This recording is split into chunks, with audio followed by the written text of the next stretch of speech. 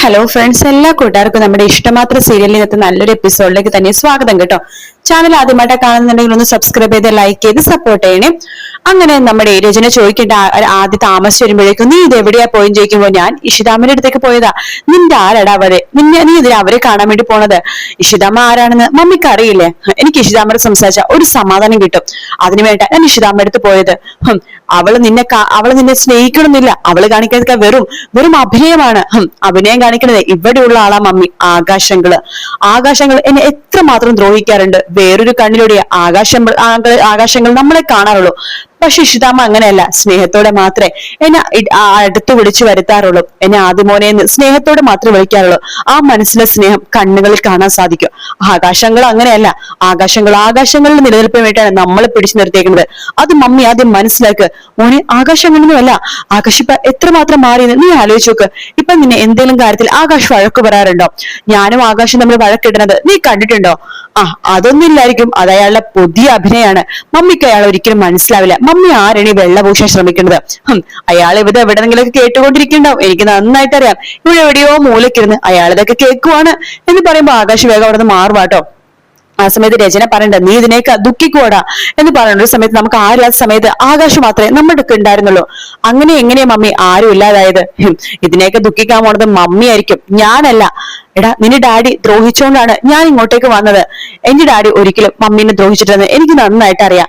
Mummy ഡാഡിയുടെ കാല് പിടിച്ച് മാപ്പ് പറയണ ഒരു സമയം വരും. ഒരിക്കലും ഇടാ, അങ്ങനത്തെ ഒരു സമയം ഒരിക്കലും ഉണ്ടാവില്ല. ഉണ്ടാവും മമ്മി, അത് ഞാൻ എന്റെ 2 കണ്ണുകൊണ്ട് കാണുകയും ചെയ്യും എന്ന് പറഞ്ഞിട്ട് ആദ്യം അവിടെ അങ്ങോട്ട് പോകുവാട്ടോ. അതിനുശേഷം ആകാശം ഇവനൊരു പണി കൊടുത്തേ പറ്റൂ, ഇവൻ എന്തൊരു പണി കൊടുത്തേ പറ്റൂ എന്ന് പറഞ്ഞിട്ട് വേഗം തന്നെ ആകാശ് ആദ്യയുടെ റൂമാന്ന് പറഞ്ഞിട്ട് കയറണത് സുമിയുടെ റൂമിലേക്കാട്ടോ. സുമി മരിച്ചുപോയ റൂമുണ്ടല്ലോ, അവിടേക്കാണ് കയറി ചെല്ലുന്നത്. അപ്പൊ അവിടെ ആരോ പൊതച്ചുമൂടി കിടക്കുന്ന പോലെ ആകാശിനെ തോന്നുവാണ്.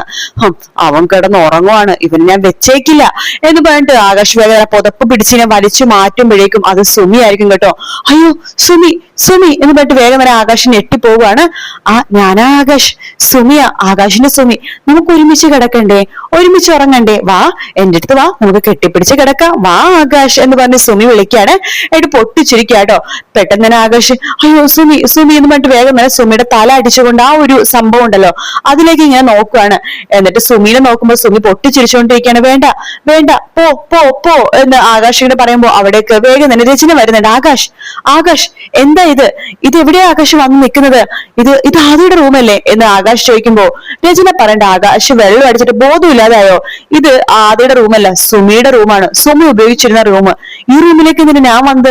അതന്നെ ഞാൻ പറഞ്ഞത്, എന്തിനാണ് ഇവിടേക്ക് വന്നതെന്ന്. ഇവിടെ ആദ്യമല്ല കിടക്കണത്, സുമി കിടന്നിരുന്ന റൂമാണ്. എനിക്ക് പോണം എന്ന് പറഞ്ഞിട്ട് ആകാശ് വേഗം അപ്പറേ പോവാണ്. എന്നിട്ട് ഭ്രാന്ത് പിടിച്ച പോലെ വക്കീലിനെ വിളിക്കുന്നുണ്ട്. അതായത് അവരുടെ വക്കീലിനെ വിളിക്കുകയാണ്. ഹലോ വക്കീലെ, പറ ആകാശ്. അതെ, നാളെ കോടതിയിൽ എന്നെ ഒന്ന് വിചാരണ ചെയ്യണം വക്കീലെ. എന്തിന്? അതിന് കോടതി സമ്മതിക്കുമെന്ന് എനിക്ക് തോന്നുന്നില്ല. അല്ല, ആദ്യയുടെ ഇത്രയും നാളത്തെ കസ്റ്റഡി എന്റെ കയ്യിലായിരുന്നില്ലേ? അപ്പൊ അതുകൊണ്ട് എനിക്ക് കുറച്ച് കാര്യങ്ങൾ പറയണം, കോടതിയിൽ പറയണം. ശരി, ഞാൻ ശ്രമിച്ചാ പോരാ, നടക്കണം, അതല്ലേ വക്കീലിന്റെ ഡ്യൂട്ടി. ശരി, ആകാശം സംസാരിക്കാൻ ഒരു അവസരം ഉണ്ടാക്കി തരാം എന്ന് വക്കീൽ പറഞ്ഞിട്ട് ഫോം വെക്കുവാട്ടോ. അതിനുശേഷം പിന്നീട് കാണിക്കുന്നത് കോടതി കൂടുന്ന സ്ഥലമാണ്. അങ്ങനെ ജഡ്ജിയുണ്ട്, വക്കീലന്മാരെല്ലാവരും ഉണ്ട്, ആദിയുണ്ട്, ആകാശുണ്ട്, രചനയുണ്ട്, അതുപോലെ തന്നെ നമ്മുടെ മഹേഷും ഉണ്ട്. അപ്പൊ എല്ലാവരും അവിടെ നിരന്നിരിക്കാട്ടോ. ജഡ്ജി കേസ് വിചാരണ ചെയ്യാൻ വേണ്ടി തുടങ്ങുവാണ്. അപ്പൊ ആദ്യനെ വിളിക്കാൻ മുമ്പ് ആകാശിനെ ഒന്ന് സംസാരിക്കണമെന്ന് നമ്മുടെ ആകാശിന്റെ വക്കീല് പറയണ്ട്. ഇത്രയും നാള് ആദ്യയുടെ കസ്റ്റഡി ആകാശിന്റെ അടുത്തായിരുന്നു. അപ്പൊ ഇത്രയും നാള് നോക്കിയ രീതിയിൽ ആകാശിന് ആദ്യനെ കുറിച്ച് പറയാനുള്ള കാര്യങ്ങൾ കോടതിയിൽ കേൾക്കണം എന്ന് ആ വക്കീല് പറയുമ്പോഴേക്കും പെട്ടെന്ന് തന്നെ മഹേഷിന്റെ വക്കീല് പറഞ്ഞു അത് നടക്കില്ല, എന്തിനാ ആകാശ് സംസാരിക്കണമെന്ന് ചോദിക്കുമ്പോഴേക്കും ജഡ്ജി പറയണ്ട് വക്കീൽ അവിടെ ഇരിക്കൂ, ആകാശ് മേനോൻ സംസാരിക്കട്ടെ എന്ന് പറയണം. അങ്ങനെ ആകാശ് അവിടെ എഴുന്നേറ്റ് അവിടെ വരുന്നുണ്ട്. ജഡ്ജി എടുത്ത് പറയുന്നുണ്ട്, ഇത്രയും നാളെ ഈ കുട്ടിയുടെ കസ്റ്റഡി നോക്കിക്കൊണ്ടിരുന്നത് ഞാനാണ്. ഇവന്റെ സ്വഭാവം എനിക്ക് നന്നായിട്ട് അറിയാം. ദേഷ്യം കയറി കഴിഞ്ഞാൽ അവൻ ആ വ്യക്തിയുടെ പകയും വൈരാഗ്യം ഒക്കെ വരും. ഇവൻ ക്ലാസ്സിൽ ഭയങ്കര വൈലന്റ് ആയിട്ടുള്ള ഒരു കുട്ടിയാണ്, വീട്ടിലും അങ്ങനെ തന്നെയാണ്. ദേഷ്യം വന്നു കഴിഞ്ഞാൽ മുമ്പിൽ നിൽക്കുന്നത് ആരാണെന്ന് പോലും അവൻ നോക്കില്ല. ഒരു കൊല ചെയ്യാൻ പോലും മടിക്കാത്തൊരു ചെക്കന് ഇവന് മൈൻഡ് സെറ്റ് അങ്ങനെയാണ്. ഇവന്റെ ക്ലാസ്സിൽ പഠിക്കുന്ന ഒരു കൊച്ചിനെ മൂക്കിന്റെ പാലം ഇടിച്ച് പരുത്തിയിട്ട് ആ കൊച്ചിനെ ചെറിയൊരു ഓപ്പറേഷൻ വരെ മൂക്കിന് ചെയ്യേണ്ടി വന്നു. ദേഷ്യം വന്നിട്ട് ഇവൻ എന്ത് വേണേലും ചെയ്യും. ഇവ മഹേഷിന്റെ കൂടെ പോകണമെന്ന് ഇവൻ പറയുന്നില്ലേ? മഹേഷിന്റെ 2ാമത്തെ ഭാര്യ പ്രഗ്നന്റ് ആണ്. അവർക്കൊരു കുഞ്ഞ് ജനിക്കുകയാണെങ്കിൽ ഇവൻ എന്തിനും തരത്തിൽ ദേഷ്യം വന്ന് ആ കുഞ്ഞിനെ പോലും ഇവർ ഉപദ്രവിക്കും എന്ന് പോലും വക്കീലിനോട് ജഡ്ജിയെടുത്ത് പറയാണ് ആകാശ് കേട്ടോ. ആകാശ് അവിടെ നിന്ന് നേരെ പോയിട്ട് അവിടെ പോയി ഇരിക്കുന്നുണ്ട് ജഡ്ജി എന്നാ ആദ്യം വിചാരണ ചെയ്യാൻ വേണ്ടി പറയാണ്. അങ്ങനെ ആദ്യം അവിടെ പോയി നിൽക്കാണ്. അപ്പൊ കോടതി മുമ്പാകെ സത്യം മാത്രമേ ബോധ്യപ്പെടുത്തുള്ളൂ എന്ന് വക്കീല് പറയാൻ പറയുമ്പോ അതുപോലെ തന്നെ നമ്മുടെ ആദ്യം പറയുന്നുണ്ട് കേട്ടോ. ജഡ്ജി പറയണ്ട ആദ്യം നല്ല സ്മാർട്ട് ആണല്ലോ, താങ്ക് യു സർ, അയ്യോ സോറി യുവർ ഓണർ എന്ന് പറയാണ്. കൊള്ളാം, ആദിനെ കുറിച്ച് പറയൂ എന്ന് പറയുമ്പോഴേക്കും ആദി പറയുന്നുണ്ട്, എന്റെ പേര് ആദിത്യൻ മഹേഷ് എന്നാണ്. ആ ക്ലാസ്സിലെ എല്ലാ മിസ്സുമാർക്കും എന്നെ ഭയങ്കര ഇഷ്ടമാണ്. പ്രിൻസിപ്പളിന് എന്നെ വലിയ കാര്യമാണ്. ക്ലാസ്സിൽ നന്നായിട്ട് പഠിക്കുന്നത് ഞാനാണ്. സ്പോർട്സിലും മുൻപിൽ ഞാൻ തന്നെയാണ്.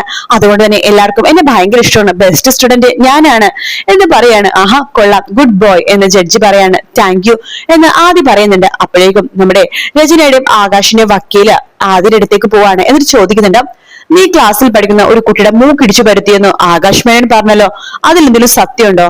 അത് വക്കീലിനോട് ആകാശങ്ങളല്ലേ പറഞ്ഞത്, അത് ആകാശങ്ങളോട് തന്നെ ചോദിക്കൂ, ഞാൻ അങ്ങനെ ചെയ്തിട്ടില്ല എന്ന് ആദ്യം പറയാണ്.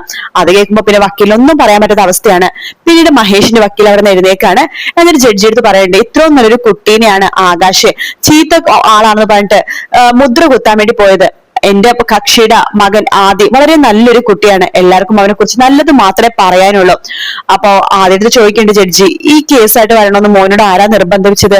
ആരും നിർബന്ധിച്ചതല്ല, എന്റെ ആഗ്രഹം തന്നെയാണ് യുവർ ഓണർ. മമ്മിയുടെ കൂടെ ഞാൻ നിന്ന് കഴിഞ്ഞാൽ ചീത്തായി പോകും. മാത്രല്ല എനിക്ക് നന്നായിട്ട് പഠിക്കണം, പഠിച്ച് ഒരു നിലയിലെത്തണം, ബെസ്റ്റ് ആവണം, സ്പോർട്സിലും പഠിത്തത്തിലൊക്കെ ഫസ്റ്റ് ആവണം എനിക്ക്. അതിന് മമ്മിയുടെ കൂടെ നിന്നാ പറ്റില്ല, എനിക്ക് ഡാഡിയുടെ കൂടെ നിന്നാ മതി. എനിക്ക് അതാണ് ആഗ്രഹം. ഞാനാണ് ഡാഡി അടുത്ത് പറഞ്ഞത് എന്നെ മമ്മിയുടെ കയ്യിൽ നിന്ന് രക്ഷിക്കണമെന്ന്, അല്ലാതെ ഡാഡിയായിട്ട് ഇങ്ങോട്ട് പറഞ്ഞതല്ല. ഡാഡിയുടെ അടുത്ത് നിൽക്കുകയാണെങ്കിൽ ഞാൻ രക്ഷപ്പെടും. ഡാഡി എന്നെ നന്നായിട്ട് പഠിപ്പിക്കും. ഇഷിതാമ്മ നല്ലതാണ്, എന്റെ അനിയത്തി അവിടെയുണ്ട്, എന്റെ അച്ഛമ്മ അച്ഛൻ എല്ലാവരും അവിടെയുണ്ട്. എനിക്ക് അവിടെ നിന്നാ മതി, മമ്മിയുടെ കൂടെ ആരുമില്ല. മമ്മി ആകാശങ്ങൾ പറഞ്ഞത് മാത്രമേ കേൾക്കുള്ളൂ എന്നൊക്കെ പറഞ്ഞിട്ട് ആദ്യം നല്ല രീതിയിൽ തന്നെ പറഞ്ഞ് സംസാരിക്കുന്നുണ്ട്. അപ്പൊ നമ്മുടെ ജഡ്ജി പറയുന്നുണ്ട്, ഈ കേസിന്റെ വിധി ഞാൻ അടുത്ത ദിവസം തന്നെ പറയുന്നതായിരിക്കും. അതിനു മുമ്പ് എനിക്ക് ആദ്യത്തെ മാത്രം പേഴ്സണലായിട്ട് സംസാരിക്കണമെന്ന് ജഡ്ജി പറയുന്നുണ്ട്. ശേഷം ആദ്യ ജഡ്ജിയുടെ കൂടെ തന്നെ അവരുടെ റൂമിലേക്ക് കയറി പോവാട്ടോ. അതിനുശേഷം പുറത്തിറങ്ങിയ ആകാശിനോട് രചന ചോദിക്കേണ്ടത്, ആകാശ് എതിരെ ആദിനെ കുറിച്ച് അങ്ങനെയൊക്കെ പറയാൻ പോയത് അത് അവനെ ദേഷ്യം പിടിപ്പിച്ചു എന്ന് പറയുമ്പോ, ഞാൻ പറഞ്ഞത് കാര്യമാണ്. അങ്ങനെ പറയുമ്പോ ചിലപ്പോ ജഡ്ജി ഡബിൾ മൈൻഡിൽ ചിന്തിക്കും.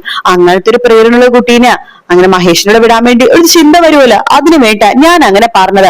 അപ്പോഴേക്കും രചന പറയണ്ടേ, എന്തൊക്കെ സംഭവിച്ചാലും ആദി എന്നെ വിട്ടു പോവില്ല, അവൻ എന്റെ കൂടെ തന്നെ നിൽക്കും, എനിക്ക് ഉറപ്പാണ്. ആദിക്കൊരിക്കലും അവന്റെ മമ്മീനെ വിട്ടു പോകാൻ സാധിക്കില്ല.